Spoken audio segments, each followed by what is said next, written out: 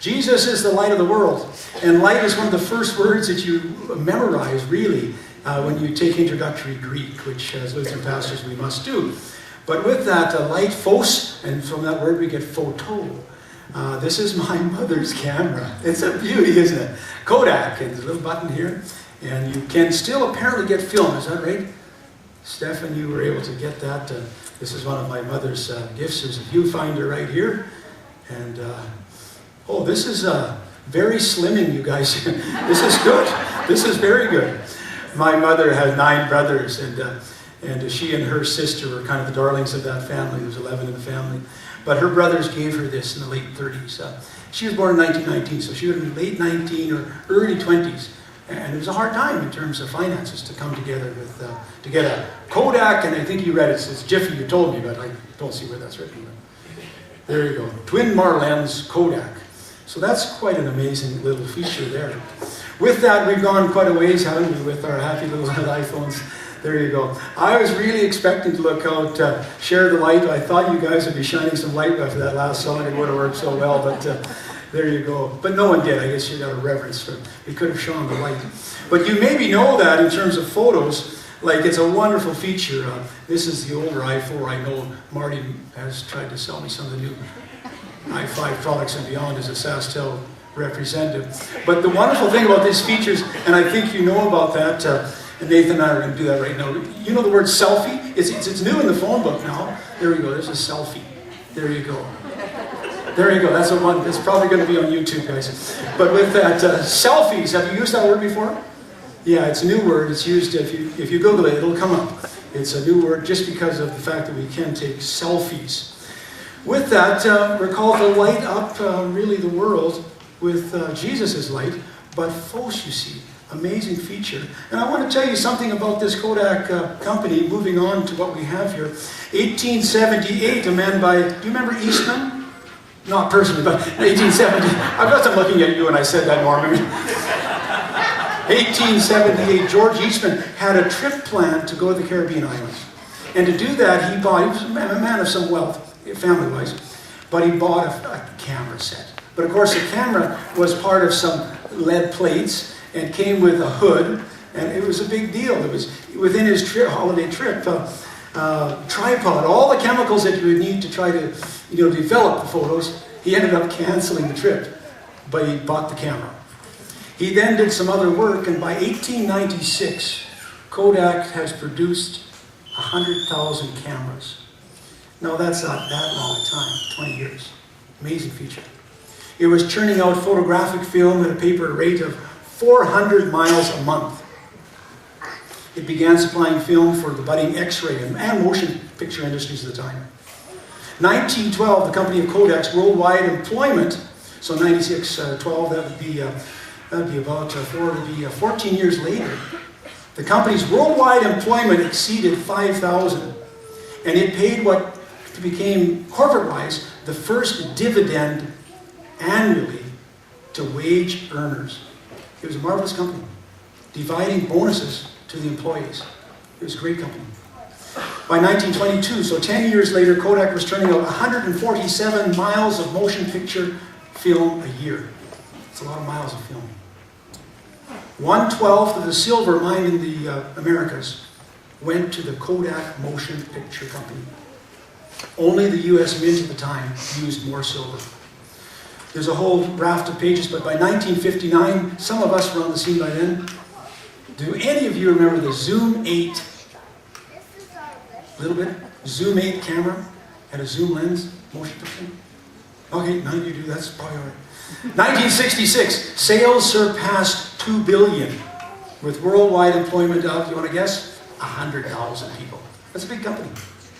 1980, just about 20 years later, 30,000 people worked in the buildings of Kodak Park, which were established, making film, paper, chemicals. Kodak was turning out cameras and projectors at Elm Grove plant, Ectoprint Photographics, Hawkeye plant. Worldwide, the company now was employing 128,000. Stock price was $22 and a revenue of $9.7 billion. A profit of $1.1 billion. It's big business. Cameras. Wowie. The light that shone through those was a great light for the economy of the US of A. 1995, the stock price went to $58, I don't understand stocks, but $58 per share. Revenues of $15 billion and a profit of $1.3 billion. 10 years later, I don't know a lot about stocks, but 205, the average stock price went from 58 in 95 to 27. Revenue was down 1.3 billion. Average stock price 5 years later went to $5. Revenue was down to 697 million. 10 years later, August 20th, 3 years later, 2013, that was 2010. 2013, Judge Alan Groper announced U.S. bankruptcy under Chapter 11. The decline and bankruptcy of American tradition, he declared, was a tragedy to economic life. Isaiah declares those people who walked in darkness have seen a great light. Now, these people in the 8th century would have never seen a photograph, but they saw the sunrise. And they knew that somehow, in terms of the Creator God, that said, let there be light, let there be phos, that there was something more permanent than even the company that contained and comprised billions of dollars of not only profits, but real estate and assets. People walking in the 8th century, if they had papers, they would read about oppression.